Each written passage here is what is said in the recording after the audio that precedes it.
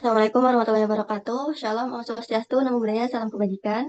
Sebelumnya izin memperkenalkan kami dari kelompok 2 untuk mempresentasikan pengembangan produk pangan menggunakan teknologi pemrosesan bahan pangan, yaitu keripik buah kering berbusa atau fruit foam chips. Hal ini disusun untuk memenuhi tugas UAS mata kuliah teknologi pemrosesan bahan pangan dengan dosen pengampunya Bu Alvita Romahful Ayani SPD MSc. Next.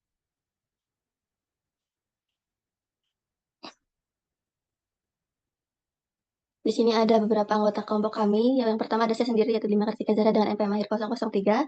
Serta ada rekan-rekan saya, yaitu pertama ada Winda Astuti dengan NPM akhir 004. Ada Maulidia Ufairah dengan NPM akhir 010. Ada Nadir Alfadi dengan NPM 011. Dan juga yang terakhir ada Muhammad Akmal Rizkullah dengan NPM akhir 030. Next.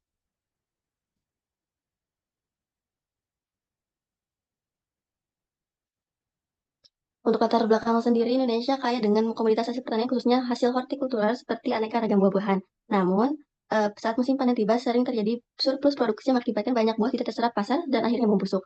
Hal ini tidak hanya merugikan petani secara ekonomi, tapi juga menyebabkan pemborosan sumber daya alam yang berharga.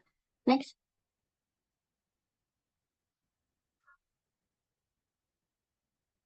Kemudian salah satu upaya untuk memperpanjang umur simpan dan meningkatkan mutu buah yaitu dengan pengolahan buah menjadi makanan berupa keripik buah. CBA juga mengatakan dalam fakta analisis bahwa produk olahan buah baik bentuk keripik buah, olahan buah kering maupun buah semi padat cukup diminati pasar ekspor. Next. Untuk rumusan masalahnya itu yang pertama adalah bagaimana mengoptimalkan proses pembuatan keripik buah kering berbusa dari mangga, jeruk, dan apel untuk menghasilkan produk berkualitas tinggi. Kemudian ada apa formulasi terbaik untuk menghasilkan keripik buah kering berbusa dengan tekstur, rasa, dan juga kimia gizi yang ideal. Yang ketiga ada bagaimana pengaruh variasi suhu dan waktu pengeringan terhadap karakteristik produk akhir. Yang keempat ada bagaimana cara memaksimalkan umur simpan produk tanpa mengorbankan kualitas dan tanpa bahan pengawet kimia. Kemudian terakhir ada apa strategi pemasaran efektif untuk memastikan keberhasilan komersial keripik buah kering berbusa di e-commerce. Next.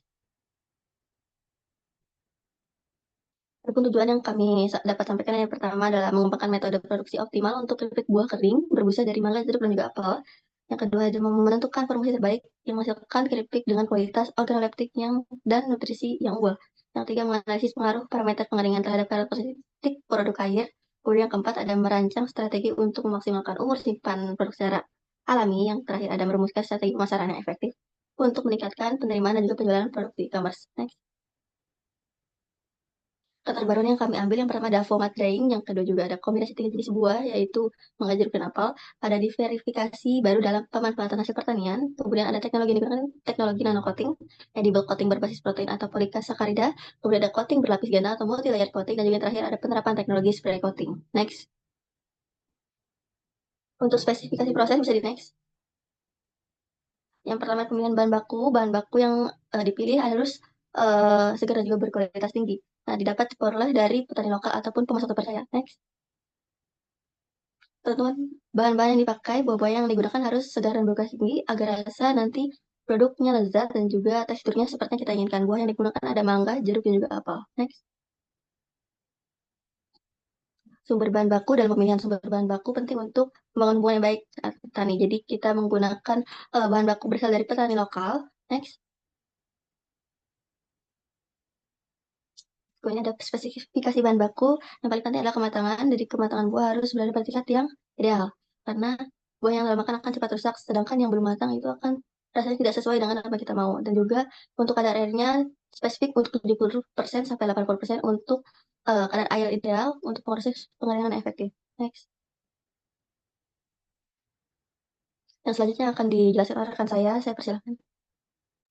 Baik, izin masuk. Di sini ada BFD proses pengolahan bahan baku itu sendiri. Yang pertama pretreatment buah. Jadi dari petani lokal, buah yang dipilihnya itu kemudian masuk ke pencucian buahnya. Nah, di pencucian buah ini kita menggunakan alat namanya ultrasonic cleaner.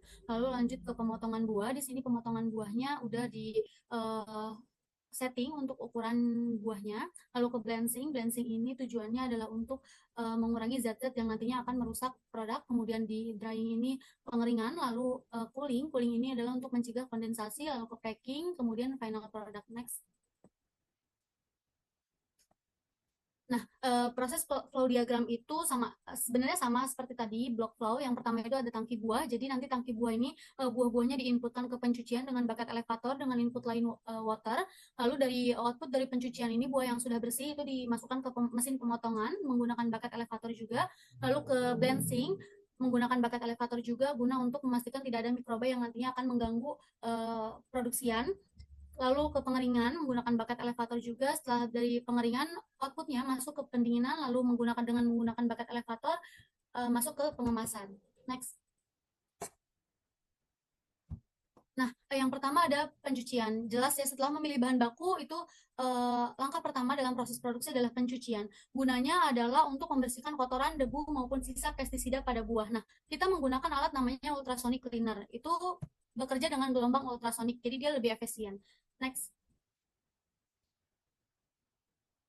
Masuk ke pemotongan buah. Setelah tadi pencucian, kemudian dialirkan ke mesin pemotong, itu nanti kita ukurannya adalah 5 kali 3 kali 0,5 cm. Nah, untuk gunanya apa sih? Untuk memastikan kalau pengeringannya itu nanti merata gitu. Next. Nah, selanjutnya adalah blensing. Blensing itu di sini kita menggunakan namanya conventional steam blender. Dikukus selama 1-5 menit itu tergantung jenis buahnya.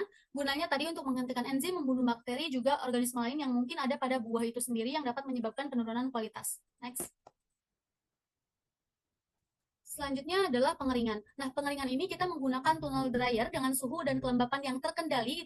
Suhunya itu antara 50 sampai 65 derajat Celcius dengan waktu 6 sampai 12 jam tergantung bahan apa yang akan kita keringkan atau buah apa yang akan kita keringkan. Next. Selanjutnya adalah pendinginan. Nah, di pendinginan ini buahnya didinginkan dengan tujuan untuk mencegah kondensasi dengan menggunakan plate heat exchanger. Jadi ada dua sisi yang satu itu untuk air dingin yang mengalirnya, kemudian buahnya itu berada di satu sisi yang lain gitu, sehingga mengurangi suhu buah secara efisien. Next. Yang terakhir ada pengemasan. Jadi pengemasan ini sebelumnya itu sudah diperiksa dengan baik kualitas juga kebersihan produknya, layak untuk distribusikan atau tidak. Ini menggunakan alat yang namanya automatic packing. Dia udah mencakup pemotongan film kemasan, kemudian pengisian juga penutupan dengan segel yang kuat. Next. Slide selanjutnya akan dijelaskan oleh rekan saya. Terima kasih. Izin masuk. Nah, di sini ada beberapa alat yang proses yang digunakan, yaitu Sonic Ultrasonic Cleaner atau Heal WIP 6000 HDT. Yang kedua ada Urcell M6 Desert. Yang ketiga ada Liquid Blancer. Seterusnya ada Broker in Unipectin Dry Band. Setelah itu ada Box Pack 101 dan 301. Next. Nah, yang pertama sini ada Sonic Ultrasonic Cleaner. Alat ini menggunakan output ultrasonic 6000 watt. Cocok untuk pembersihan besar tanpa membongkar alat. Fleksibel dan efisien untuk industri makanan. Next. Yang kedua, ada Urcell M6 Desert, yaitu alat mesin pemotong yang menghasilkan potongan presisi dan seragam. Cocok untuk berbagai jenis potongan makanan dengan hasil yang konsisten. Next. Kemudian di sini ada Liquid Blancer, yaitu blancer menggunakan teknologi Hydroflow, mampu membersihkan dan meningkatkan efisiensi operasional hingga 95%, cocok untuk menjaga kualitas produk selama proses blanching. Next. Yang keempat, ada Booker Unpacking Dry Band. Alat ini mesin pengemasan serbaguna atau sistem pengering vakum yang menjaga nutrisi dan kualitas buah, dilengkapi dengan kontrol otomatis untuk efisiensi pengeringan. Next.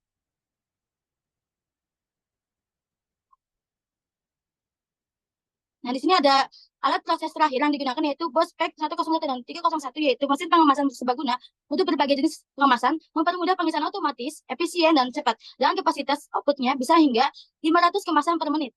Next. Nah, di sini ada alat proses inovatif. Ada dua. Yang pertama ada electrostatic coating machine. Alat ini menggunakan mesin medan listrik untuk menarik bahan pelapis ke permukaan klip. Ya, secara presisi, teknologi ini menghasilkan efisiensi bahan pelapis hingga 20% dibandingkan metode tradisional. Nah, yang kedua ada ultrasonic coating mesin, yaitu alat ini menggunakan gelombang ultrasonik untuk pelapisan bahan secara presisi dengan limba residu lebih rendah. Teknik ini menghasilkan lapisan tipis dan seragam. Next. Rancangan produk akan dilanjutkan oleh rekan. Izin masuk semuanya. Saat itu ada rancangan produk. Yang pertama itu ada rancangan spesifik. Ukuran produknya itu kita biar nyaman buat konsumen. Jadi Selanjutnya, nah dimensinya itu ukuran dan bentuknya itu agar praktis, dikemas dalam jumlah banyak. Dengan demikian memenuhi kebutuhan konsumen yang menginginkan makanan ringan hanya tidak hanya lezat gitu. Nah, spesifikasinya itu panjangnya 5 cm, lebarnya 3 cm, dan ketebalannya 0,5 cm. Nah, untuk netonya sendiri ada di 50 gram.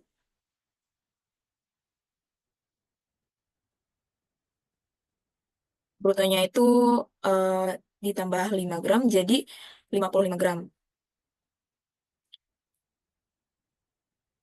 Nah, untuk desain produk kita sendiri itu seperti ini. Ini untuk logonya. Ini untuk desain produk kemasannya. Selanjutnya akan dilanjutkan oleh rekan saya. Untuk selanjutnya ada evaluasi ekonomi. Next.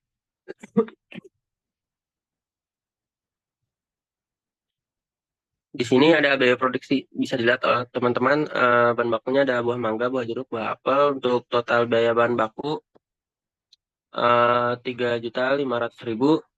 Terus juga dilihat di sini ada biaya pendukung, ada tenaga produksi, kemasan, listrik, air, PDAM, yaitu total biaya pendukung 420.000.